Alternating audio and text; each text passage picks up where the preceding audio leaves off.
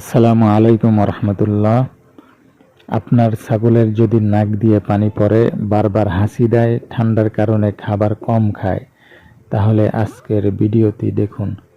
কারণ আজ আমি বলবো ছাগলের ঠান্ডা লাগলে প্রাথমিক পর্যায়ে অল্পতেই সুস্থ করার জন্য একটি ঔষধের নাম, এবং ছাগলের ঠান্ডা লাগলে কি করবেন এবং কোন ঔষধ ব্যবহার করলে প্রাথমিক পর্যায়ে ছাগল সুস্থ হয়ে উঠবে। এই সম্পর্কে বিস্তারিত জানাবো এই ভিডিওতে। সেই সম্পর্কে গুরুত্বপূর্ণ কিছু তথ্য দিব। ঠান্ডা লাগলে অবহেলা করবেন না, কারণ সাধারণ ঠান্ডা থেকে পরবর্তীতে নিউমোনিয়া বা পিপিআর হতে পারে। প্রথমেই একটি বিষয় মনে রাখবেন, শুধু ঠান্ডা লাগলেই যে সবসময় অ্যান্টিবায়োটিক খাওয়ানোর প্রয়োজন হয় না। আবহাওয়া পরিবর্তনের সময় ছাগলের ঠান্ডা লাগা খুবই সাধারণ একটি সমস্যা। প্রথমে নাক দিয়ে পানি পড়া, হাসি দেওয়া, চোখ দিয়ে পানি পড়া এবং কিছুটা দুর্বলতা দেখা দিতে পারে। এই অবস্থায় অবহেলা করলে সমস্যা আরও বেড়ে যেতে পারে। যদি ছাগলের শুধু নাক দিয়ে পানি পড়ে, হালকা হাসি দেয় এবং জ্বর না থাকে, তাহলে এই ঔষধটি খাওয়াতে পারেন। অনেকেই পশু চিকিৎসকের পরামর্শ অনুযায়ী এই জিছোটিল ব্যবহার করেন। এটি ঠান্ডাজনিত কিছু উপসর্গ কমাতে সহায়তা করে, যেটা থেকে আমি অনেক উপকার পেয়েছি। যখনই আমার ছাগলের ঠান্ডা লাগছে, তখনই এই ঔষধটি যখন ওদেরকে খাওয়ানো হয়েছে, ওরা সাথে সাথেই আল্লাহর রহমতে সুস্থ হয়ে গেছে।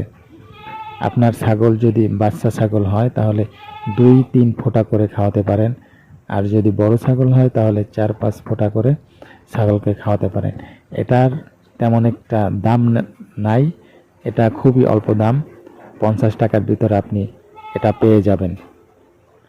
যে কোনো ফার্মেসিতে গেলে আপনি ইনশাল্লাহ এই ঔষধটি পাবেন।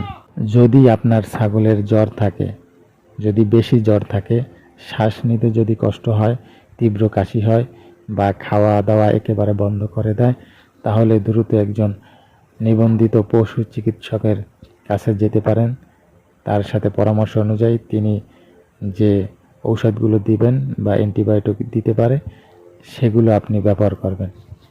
অনেকেই অন্যের পরামর্শ নিয়ে আপনারা ইনজেকশন দিয়ে থাকেন, বিভিন্ন ধরনের অ্যান্টিবায়োটিক ব্যবহার করেন। এটি বিপজ্জনক হতে পারে। ভুল ঔষধ বা ভুল মাত্রা ছাগলের আরও ক্ষতি করতে পারে এবং ভবিষ্যতে ঔষধের কার্যকারিতাও কমে যেতে পারে।